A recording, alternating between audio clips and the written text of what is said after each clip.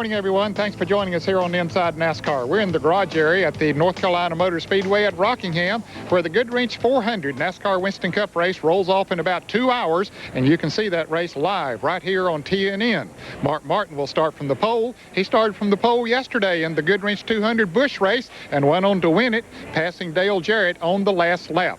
Tyler Potter is in our studios in Charlotte, North Carolina. He'll take a look back at yesterday's race and preview today's race. Good morning, Tyler. Good morning, Ned, and good morning, everybody else. This afternoon's running of the Goodwrench Service 400 at the Rock marks race number 2 on the 1997 Winston Cup schedule. After yesterday's convincing win in the Busch race, we can't help but wonder, can Mark Martin win for the second time this weekend? We'll take a look back at yesterday's Goodwrench Service 200, and we'll preview this afternoon's race. Plus, here's a look at what else is ahead in this edition of Inside NASCAR. The 1996 silly season started well before the Winston Cup schedule had a chance to reach the halfway point at Daytona. So it's taken us this long to try to figure out all the changes in the Cup garage for 97. We'll show you the off-season movers and shakers. All you heard coming out of Daytona following the Busch Clash was that the 500 would not be a very competitive race. In actuality, it had the makings of one of the most dramatic. We'll sit down with the winner and hear how the route to victory lane looked from the driver's seat. Once Jeff Gordon got out of victory lane, it was on to New York City in a day of whirlwind activities as the Daytona 500 winner. We'll follow the champ around the Big Apple, including a stop on the Dave Letterman Show. All this next on Inside NASCAR. Today's show is brought to you by Miller Lite. With the great taste of an ice-cold Miller Lite, life is good. And by Haviland Formula 3 Motor Oil. Add more life to your car.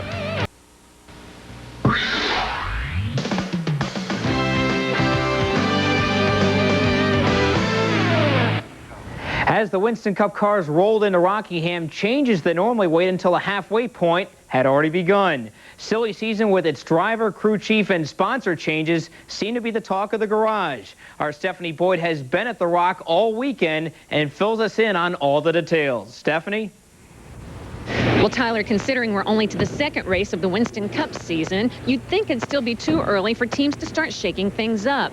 But within days of the season opener at Daytona, at least one top team had already made a personnel change. Despite the fact that Hendrick Motorsports swept the first 3 positions in the Daytona 500, third-place finisher Ricky Craven has already changed crew chiefs. Andy Graves moved over this week from assistant on Terry Labonte's team to replace Phil Hammer, who will now be chief mechanic. It's a huge opportunity. I've been with the organization for a long time, and it just amazes me that they promote within so much. And someone could come in 6 years ago sweeping floors and work their way up to crew chief. But it's a huge opportunity, and I really appreciate Jimmy, and Rick, Papa Joe, and everybody in the organization supporting me. Besides the news on his new crew chief, Craven also made it official that Ray Bestis will be on his Busch Grand National cars for 12 races in 97. Pretty exciting for us all. It's a 12-race Busch Grand National schedule with Ray Bestis, and a little different colors, and but the same team, a better team. Hope to win 12 races. Defending race winner Dale Earnhardt comes to Rockingham out of the top 10 for the first time in 4 years. He qualified 27th, but still feels good about his chances to repeat. Well, you know, we run real good here, and just staying out of trouble, really. It's a tough place to stay out of trouble sometime, but got a lot of good race cars and teams here. I think we'll be okay. In qualifying on Friday, Bobby Labonte was the 3rd driver on the track, and he set the mark everyone was trying to beat. Labonte's speed held up through almost all of qualifying until Mark Martin came out with only 4 cars to go. He left it wide open and blistered the track record, claiming his 2nd pole of the weekend and the 33rd of his Winston Cup career. A lot of bottled up frustration from Daytona that we kind of let out here hopefully this weekend. Hopefully we'll have a good Saturday and a good Sunday as well. I was real encouraged by the performance of my race team at Daytona, and just really felt good. I know we would have, we led a lot of laps. We'd have liked to win that race, but we finished 7th, and we packed it up and came to Rockingham, and we're having some fun now. The only pre-race casualty was Jimmy Spencer's Smokin' Joe's Ford after he hit the wall in Saturday morning practice. Spencer had to go to a backup car and take a provisional. Even his luck, though, was better than some. Chad Little, Mike Wallace, Billy Standridge, and Gary Bradbury all failed to make their second straight Winston Cup race. Not making the first 2 races, it really hurts. I mean, it's really forced us to, we've answered a lot of questions about our team, and there's some things still that we need to correct, and I think we know where most of the problem is right now, and it's nobody's fault. It's just that we're a new team, and I think we're down on horsepower. As far as provisionals, besides Spencer's, others went to Michael Waltrip, Loy Allen, Robbie Gordon based on Felix Sabates' car owner points, and Bill Elliott, who just last weekend had an impressive 4th-place run at Daytona.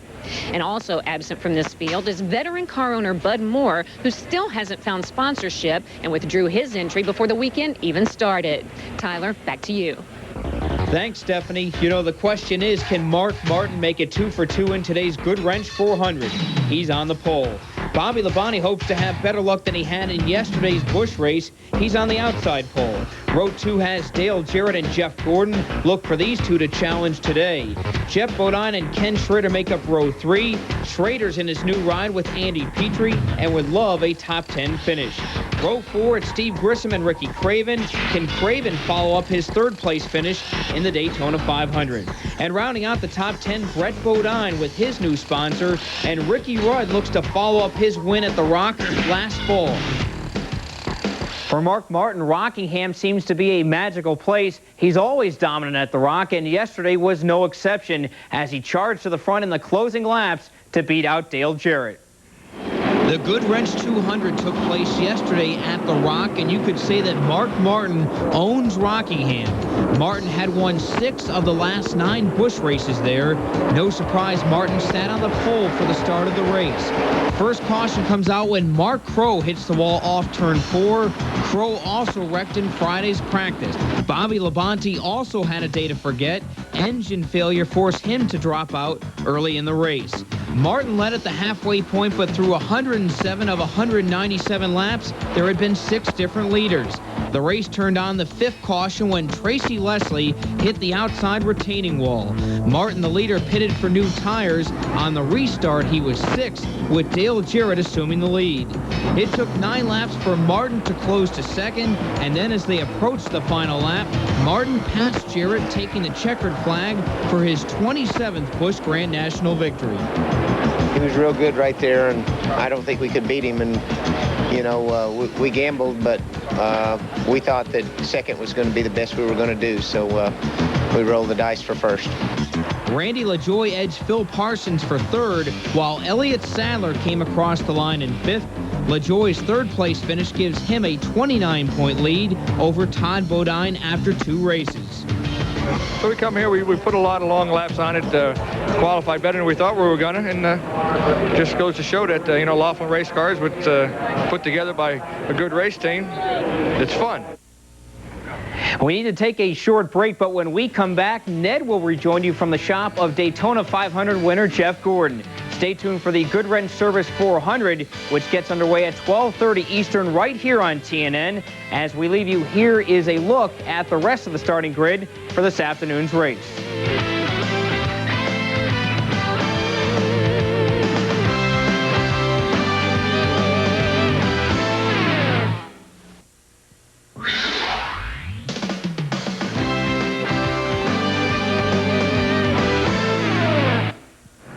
Jeff Gordon brought back a lot of hardware and money from Daytona last week. He won the Busch Clash in this car, got this trophy for his car owner Rick Hendrick, and he got in victory lane, of course, in the Daytona 500. And later that night, Tyler Potter had an opportunity to sit down and talk to him in victory lane at Daytona. Jeff, you've obviously accomplished so much in your young career. You've got the Winston Cup Championship. You've got big wins in Indianapolis and Charlotte. But is this kind of the crowning jewel for you to win, actually, at the Daytona 500? Oh, absolutely, without a doubt. I mean, it couldn't have been, a more perfect timing as far as the way, things have been going with Hendrick Motorsports here lately. We really need something to kick off this season, and certainly to put a big smile on Rick Hendrick's face, and to go 1, 2, 3 out there was a real treat. But for me, winning this race, this is the biggest honor. I tell you, to come to victory lane for the Daytona 500 is very special, and I can't tell you how much it meant to me today. You ran well early and you ran well late, but then you had the flat tire, but it seemed like it didn't really matter that much. You guys just kept persevering, and when it was all said and done, you were there at the end. Right rear, go to the right side. Go to the right side. Right side, one candle. Take one candle.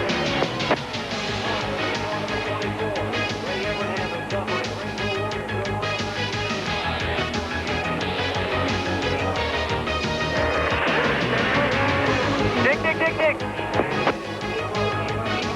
gonna have to let me know in case that happens again. Is it flat? No, sir, it's not flat. Yes, it's not flat. Try and stay on the front of that thing till we can catch a caution. It's gonna be hard. They're coming fast. Well, it certainly could have made a big difference, and I really thought that lead draft was going to smoke right on by us, and luckily I was able to do some blocking there and stay out front, and the cautions fell when we needed them, and you know, that's what it takes to win the Daytona 500. Anybody will tell you that. Everything has to go your way, and even though at times it looked like they weren't, in other ways they were. I mean, we were very fortunate, and we just never lost faith. We kept charging and kept working, and finally found ourselves back into the lead draft. Finally found ourselves up there, you know, near the lead with a shot, and you know, then we went for it there with like 12 or 15 to go on Bill and made it work. How did you avoid the crash with Dale? And when it did happen and you realized that, you know, it wasn't going to happen for him this day, did you feel like it was maybe your day? Well, I mean, the last thing you ever want to do is crash Dale Earnhardt in the Daytona 500. So, you know, I really wasn't trying to do that, and I don't feel like I did. It was very close. It was very tight, but it's two guys very determined to win the Daytona 500. I mean, I know Dale's tried for many, many years, but, you know, that doesn't make it any less desirable for me, and I wanted it really bad, and I knew I had to get ahead of him if I was going to have a shot at it, and that was my only opportunity, and I went for it, and we got squeezed pretty tight up there into the wall off of two, but you know, after looking at the replays and the tapes, you know, I think there was some aftermath after we really came off there that really caused the whole accident. Dale actually did a great job of saving it, but, you know, chain reaction, he got slowed up and some guys got into the back of him. But, you know, to me, that was just showing how determined I was to try to win the Daytona 500. And if that's what it took to win it, then, you know, I'm pretty happy with the move.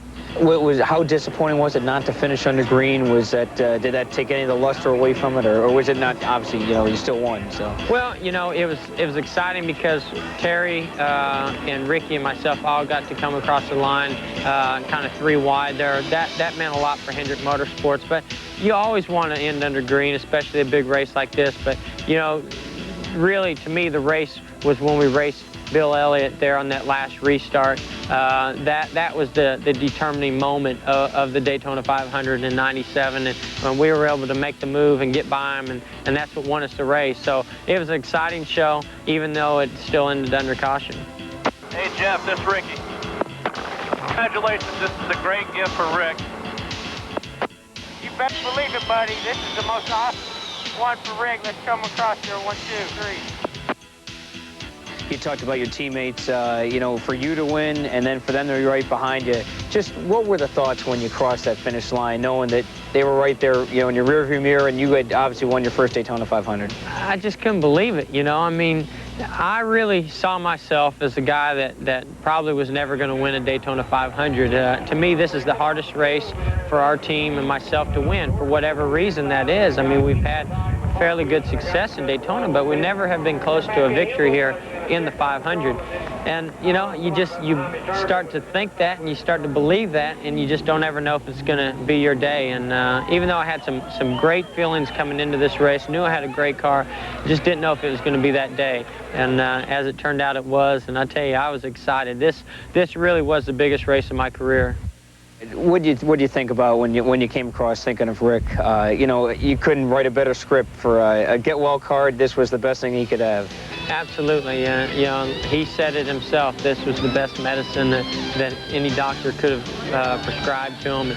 I actually got to talk to him driving in here to Victory Lane on the cellular phone, and it was exciting. I mean, I could just hear his voice and how excited he was and his family, and that was my goal of the day, to put a smile on his face.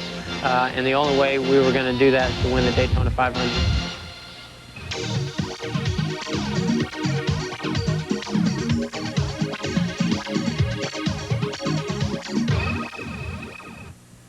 Hi, I'm Boyd Butler from Dr. Gas Exhaust Systems. We make most of the Winston Cup crossover and exhaust systems, such as the one used here on the number 90 Heilig-Myers Ford. In our sport, all of the engines have 90-degree crankshafts. This is the compromise done for engine balance. Not only can this be used on a Winston Cup car, but it can also be used on a street car, and that's Tech Talk. Ken Schrader had driven for Hendrick Motorsports for 9 years until this year. He has a new ride with Andy Petrie and the Skoll Chevrolet number 33. And he allowed us to follow him around on the day of the Daytona 500 with our cameras. Ken Schrader's long association with Hendrick Motorsports officially ended last October when he and Andy Petrie announced that Schrader was the new Skoll Bandit. Long marriages like that are rare in this sport, so we decided to follow Kenny the day of the Daytona 500, his first race in the Skoll Bandit number 33, to get a feel for what race day is like for a Winston Cup driver. The morning starts off like any other as the alarm, also known as white van, wakes Kenny at 6 a.m. and the family motor coach parked in the infield at the track. The garage area opens on most race days at 7, so Kenny takes a short stroll from the motor coach to the car to check on the final preparations before the green flag falls a little after noon. On the way, of course, he can't help but sign a few autographs.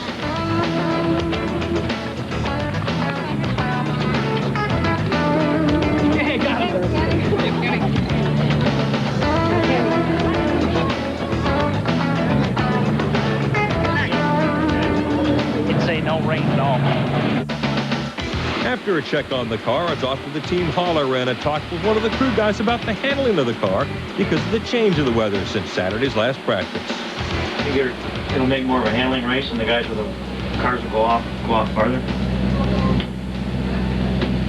And you got an advantage to take advantage of it. Well, and there's just a bunch of these guys that don't like this place when it gets slick. Yeah. And this is a ride when it gets slick. Yeah. You know?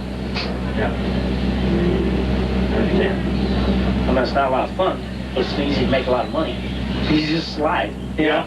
Yeah. Okay. So, like my favorite race here is July here. It's slick. Absolutely your favorite?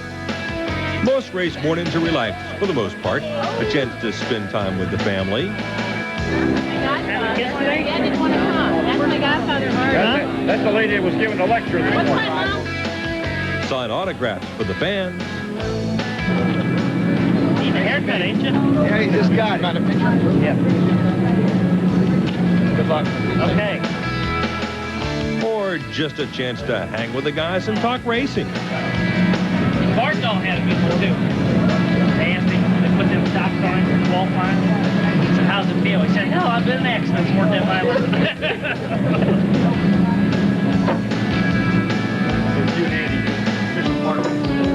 With only a couple of hours before the start of the race, Kenny makes a trip to the tower to drop in on a hospitality gathering, more autographs, and also maybe some advice for Mr. France. But they wish I didn't have that lake now. You park a lot more stuff. As Kenny gets set to don his new green duds, he fills us in on the real reason he wants to get back into Victory Lane.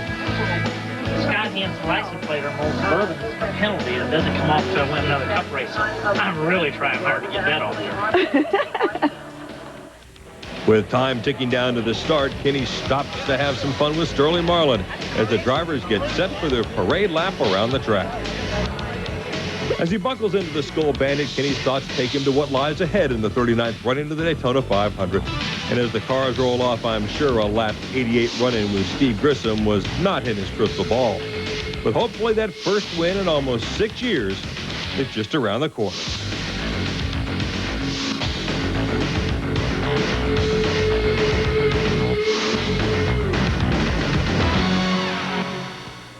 course, it's always disappointing to any driver to wind up in a wreck in any race, especially the Daytona 500. But Ken Schrader had to be pleased with the performance of the Skoll Chevrolet, has to look forward to the balance of the year. More to come with Jeff Gordon, and we'll take a look at some of the changes in NASCAR this year right after this. To come on a show like this and to have somebody like David Letterman, you know, it was such a big show that has so many fans. To be a big fan of racing and a fan of mine makes a big difference. So, you know, those are the types of things that are going to make NASCAR racing grow to the next level.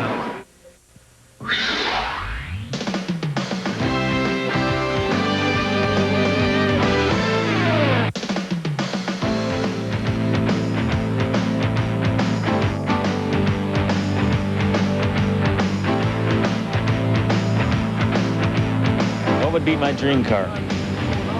Well, to tell you the truth, I've got 11 old cars. I restored some old cars in the late 50s, and I've got anything from, I got a collection like 9 of them are Fords and 2 of them are Buicks. And I think the one that'll stand out when I get it done will be the 56 T-Bird. Dream car. Wow, that's a tough question. Really, I don't have a lot of other things to do other than race, so I'm not one to have a lot of hot rods or anything, but I do have a 59 Thunderbird that I really enjoy driving. I don't get to drive it much, but I mean, I have one kind of, not a hot rod, but it's 59 because that's the year I was born, and I'm just kind of proud of that year. Well, I've got so many of them. I don't know, I don't know, I like the F40s are cool, the Bugattis, all that stuff you can't afford. My dream car?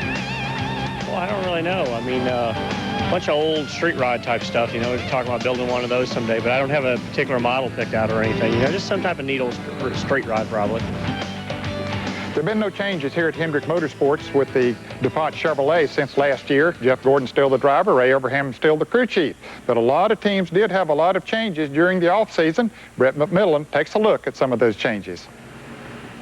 Programs here, get race programs here. You've heard the old saying, you can't tell the players without a program. Well, it's never been more true of Winston Cup racing than this year. We're going to find out now if you've been paying attention during Daytona and see if you can match the right car with the right driver.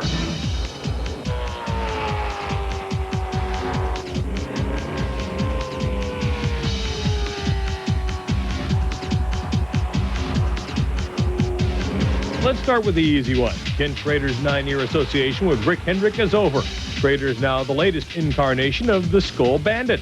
Taking his place in the Budweiser Chevy is youngster Ricky Craven. He gave up part ownership of the Larry Hendrick team to make the move. Steve Grissom plans to prove he's more than a cartoon character as he's taking Craven's place in the seat of the number 41 Hendrick Chevy. Another long-time marriage ended at Sabco Racing as Kyle Petty left to start his own team. Look for him in the Hot Wheels Pontiac. Felix Sabates turned to the IndyCar circuit for Petty's replacement, hiring Robbie Gordon.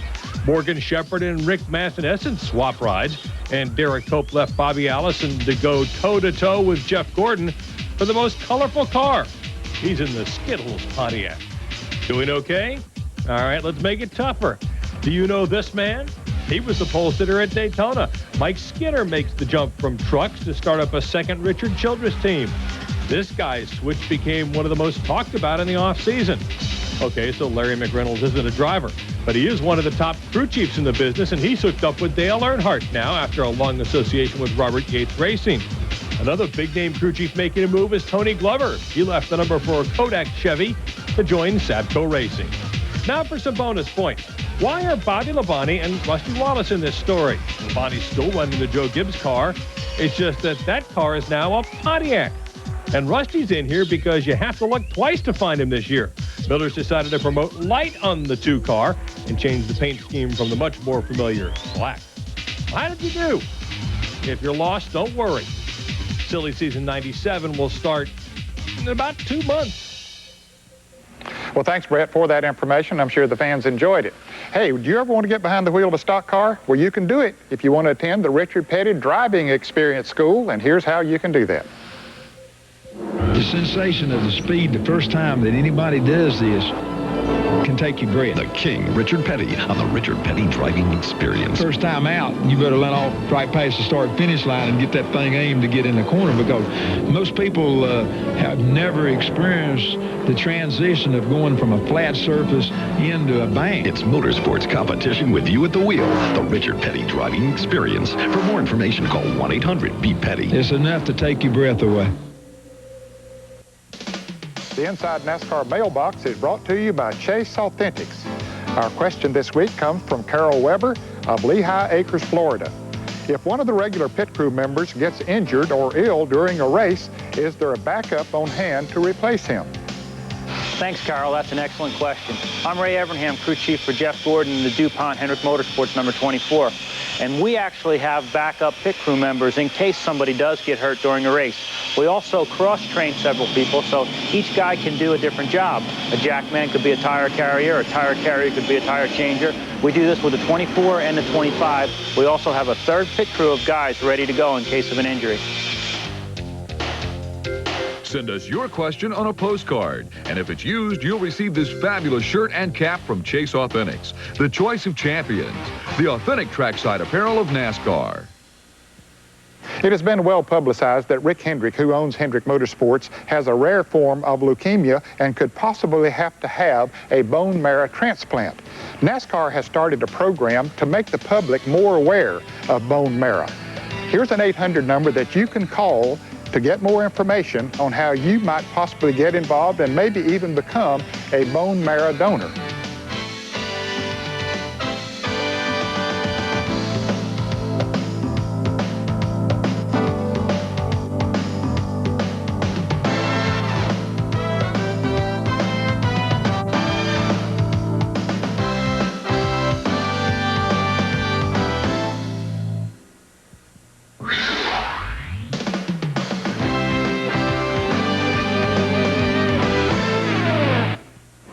Take a look at this checklist that Crew Chief Ray Evernham has here at the Jeff Gordon DuPont Chevrolet team. From nobody to upstart, from upstart to contender, from contender to winner, from winner to champion. Now, they haven't checked this one from champion to dynasty. I believe they can go ahead and put a check mark on that one, too, because certainly they're way up there. Now, this week, on Tuesday night, Jeff Gordon was on the Dave Letterman show, so this crew gathered around the TV to watch him, and our Stephanie Boyd was there, too.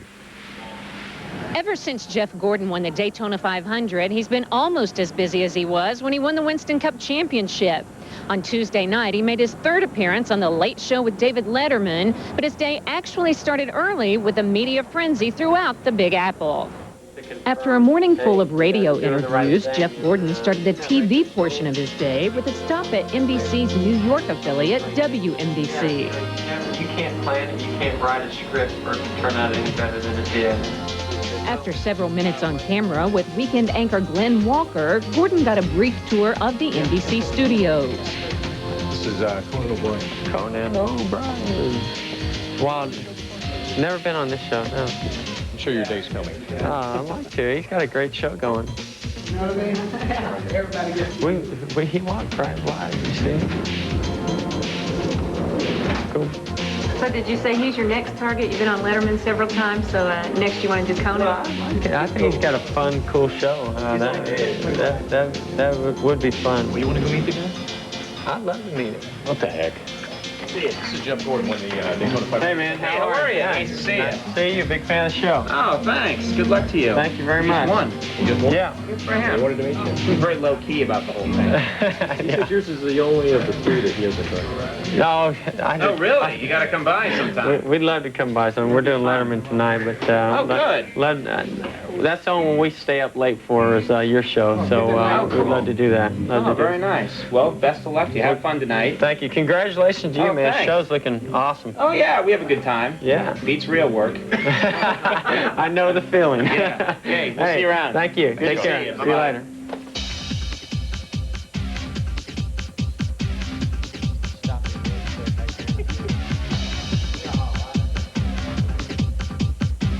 This is one race, it's almost like you won the championship all over again, isn't it? You know, that just shows you how big the Daytona 500 is. I mean, they don't do this for any other race that you win, and I think that's what's really starting to set into me, is just how big of a race I've actually won. I mean, sure, you know, you can look at the history and pulling into victory lane was special, but it's the aftermath, the things that last forever, that really are the impact on the sport and to yourself of how big this event really is. Along the way, Jeff found out just how big Winston Cup racing has gotten as autograph and picture-seeking fans recognized him even in Manhattan. You guys have made this trip several times now. Do you love the city or what? It's starting to grow on me, definitely. I enjoy it here. It's a lot of fun. It's so much different than any other place that you go. You know that if you get recognized here, if you're in New York, you know, with the New York media, you've done something special. There was a lot of getting in and out of limos. Next up, MSNBC. Of course, the biggest item on the agenda was a trip to the Ed Sullivan Theater for a visit with David Letterman.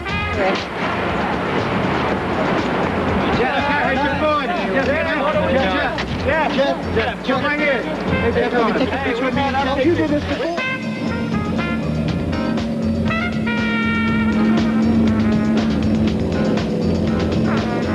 Okay, well, this is the third time. Is this kind of old hat for you on this show now? No, you never know what Dave's going to come up with, but it's exciting to be on here again. I think what really makes it exciting is that it's for winning the Daytona 500. I mean, I've always wanted to be on this show by doing something spectacular, and to win the Daytona 500, that's the way to do it. Did you happen to see the Daytona 500 over the weekend? I saw the news footage of it. Man, it's unbelievable. Look at how fast them cars go at the Daytona 500. Look at this. They just aren't kidding. That's right. Last weekend, at the age of 25, our next guest began his 5th professional racing season by becoming the youngest driver ever to win the Daytona 500. Please welcome Jeff Gordon. Jeff.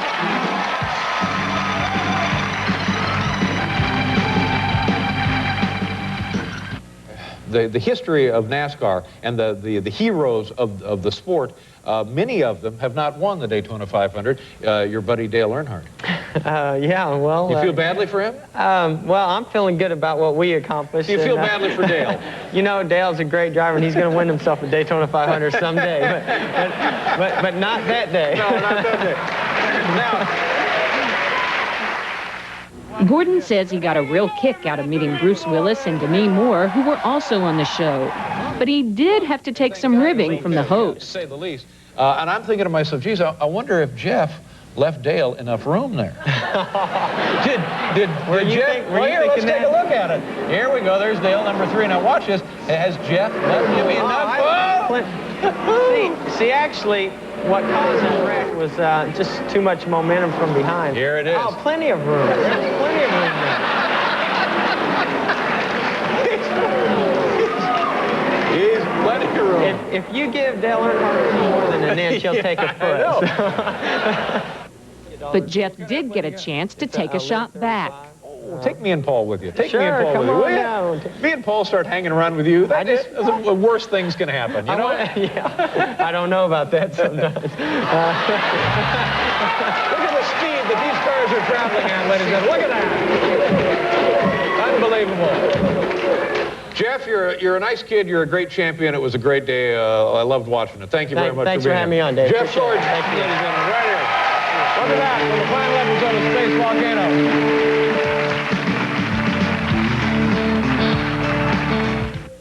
Oh, it went excellent. It was a great show. I mean, with Bruce Willis and Demi Moore being on there, it was excellent. And Dave was great. He was very excited about the Daytona 500. Said he watched every lap. So you know, we're making a big fan out of him, and that's exciting. Even though he was the last guest out, Late Show faithfuls hung around the backstage door to catch a glimpse of NASCAR's young star. Then it was another limo ride to the airport to head home and get ready for this weekend at Rockingham.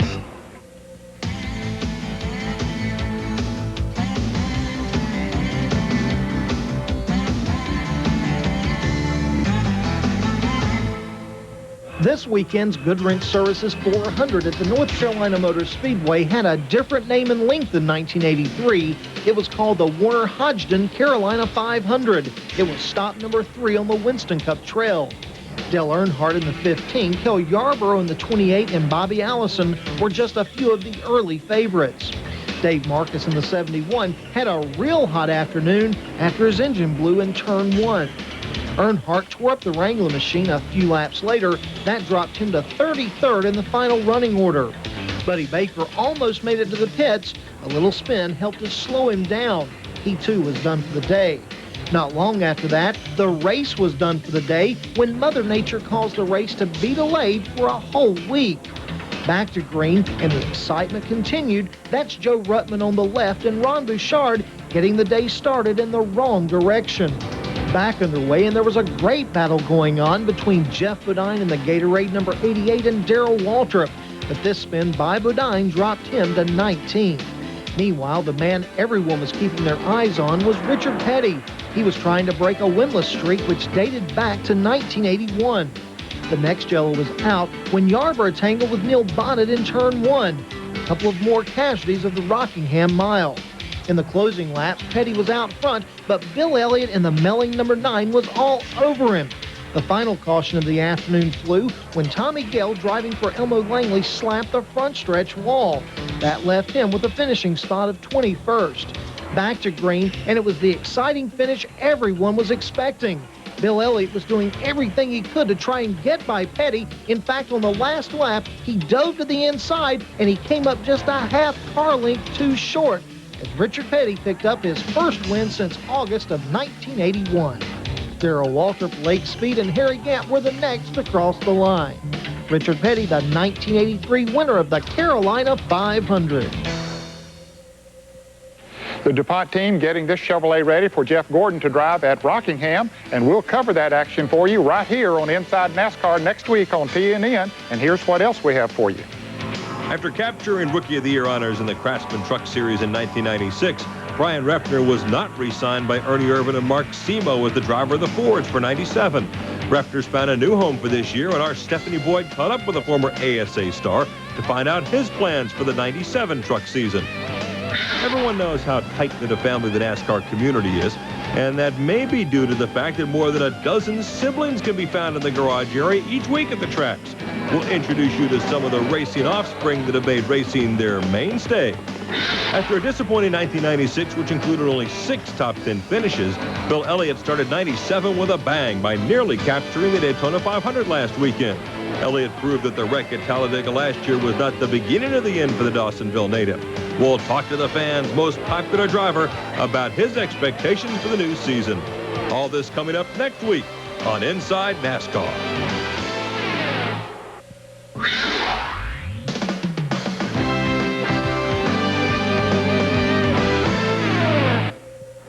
Some of the spoils of victories, gifts that were sent here to the DuPont Chevrolet team for their victory in the Daytona 500. Not exactly charity, but this team and most others in NASCAR Winston Cup racing do a lot for charity. Such was the case with Sterling Marlin. Right before he left to go to Daytona, a big charity event in his hometown of Columbia, Tennessee, and that is the subject of this week's Inside NASCAR Profile. To kick off the 1997 racing season, Sterling Marlin and hundreds of his friends and fans gathered together in his hometown of Columbia, Tennessee, just before heading to Daytona. It was the 4th annual Sterling Marlin Charity Benefit, which helps raise money for the town and for a number of local charities. Yeah, we started 4 years ago, and just, it's something that, I've been wanting to do over the past years, and talked to Larry Lockamy, and he kind of got the ball rolling, got it all together. And when we first done it, I don't know how many people didn't have many, and it just snowballed every year. And this is 4th year, and it's really taken off. And just like to thank all the people that come out and support us and support the charities that's going to help. And it's turned into a big deal for us. So big that Marlin has no trouble convincing some of his big-time country music friends to help out. Acts like Diamond Rio and T. Graham Brown were only a few of the headliners, which also included one of Marlin's favorite legends. George Jones is here, and Diamond Rio's going to sing, Mark Colley, T. Graham Brown, and a bunch of them. And got some coaches from UT. Heath Schuler's here, and Bob Hampton made it down, so just everybody's really pitched in and made this thing happen. So you just like to thank them all because their schedule's real busy, and just like to thank them for coming down. And I've been fans of his daddy and his, and you know, and grew up just not too far down the road over in Waynesboro. We actually played ball against each other a couple times, you know. So, yeah, I'm glad to come down and do what I can to help out, especially for the charity here in the mid-state area and everything. It's a great thing they do. This year, over $100,000 was raised. And if you didn't get to make it out, don't worry. The 5th annual Sterling Marlin Charity Benefit is already scheduled for February 1st, 1998. That is a neat deal. Thank you, Sterling, for helping to make it happen. Well, our time's up for today. We hope you enjoyed the show, and our thanks to Crew Chief Ray Evernham and all the DuPont crew for allowing us to show you around their shops. You join us again here on TNN for more on Inside NASCAR.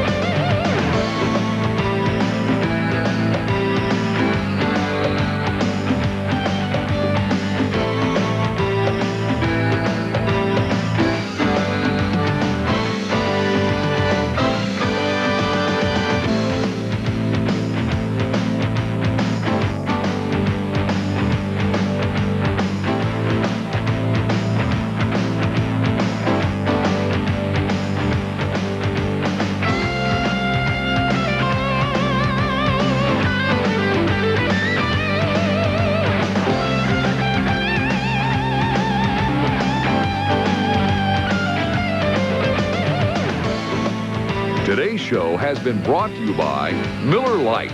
With the great taste of an ice-cold Miller Lite, life is good. Drivers, race teams, and race fans, the 1997 Simpson Race Products catalog is now available, featuring all the new products and services for 97, plus Simpson's complete line of racer and fan gear. To get your copy, call 1-800-71-RACIN and join Team Simpson today. The official conversion van of Inside NASCAR is Gladiator by Glovell, America's #1 luxury van. Glovell, the way we put it together sets us apart. Communications provided by Racing Radios, the two-way radio provider of the NASCAR Winston Cup Series, the Busch Grand National Series, and the Craftsman Truck Series.